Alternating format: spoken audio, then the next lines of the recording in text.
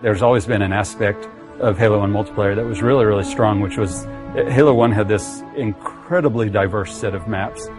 It really was this incredibly focused experience. It had this beautiful simplicity. It's not often that a game just addicts me like that, where I have to keep playing it. It was amazing to me just to see how our entire art team would just go down for entire evenings at a time, right? Just from 4 o'clock till 10 o'clock to just play Halo multiplayer.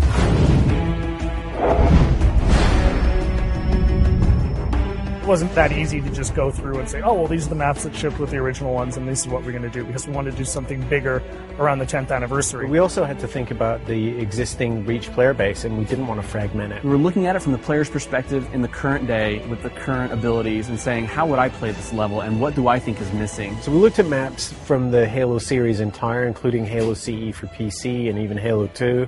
And we thought, which of the maps are people's favorites that work well with the Reach engine and work well with modern kind of gameplay? One of the things we kind of came back to was that we wanted people to take a look at the map and immediately think like, oh yeah, I loved that map. Beaver Creek was actually the first map that started the whole conversation of, are we going to enhance the maps or are we going to just do pure remakes? So for each of the maps, we're doing 2 modes. We're doing a classic mode, which is staying as true to the classic map layout as possible. And we're doing a kind of a default tweaked and refined mode. Because you have things like sprint and jetpack, we took the opportunity to put in some new spaces and some new routes. There are tunnels and areas that you can keep the flow of the gameplay moving, so it's not so much of a dead end when you get to the end of the canyon. It's still a small map. It feels bigger than it is. They don't feel as isolated. You feel very much like you're in a world that's alive and in flux. We want you to feel that pang of nostalgia in your chest every time you look at the map.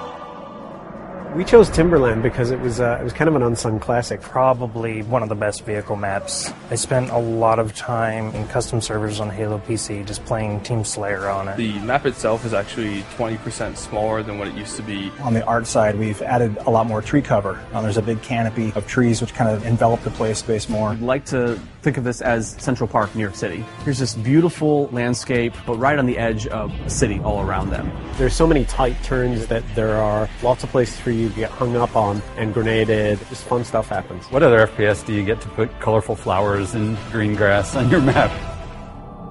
Another example of a map that was gray walls all the way through. Feel like you're just in a box with ramps. We decided to make it a prison by putting it in a place where it couldn't be accessed. We had to open up a lot of walls with windows. We even added glass to the floor. It's an interesting challenge to add navigation or even add new pathways that aren't dominated by jetpack in a purely vertical map. Added bridges and overhangs that change the flow of the map. We don't want to overdo it because if there's too much noise in a confined space, then the map gets just frustrating to navigate. The gameplay's still the same, but it makes you feel like you're in a much more dynamic world.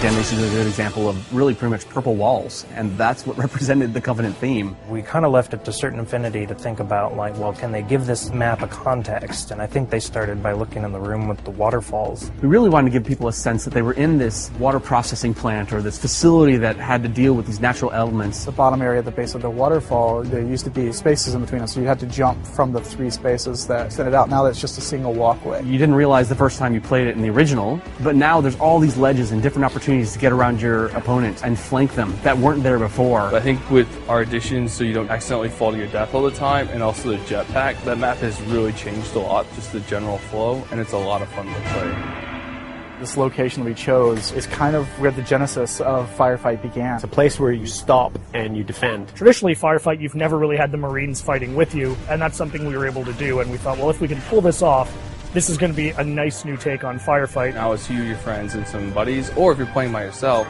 now you actually have some help. Honestly, there's just nothing better than hopping online with a buddy, getting in the Warthog, just killing some grunts. It's fun.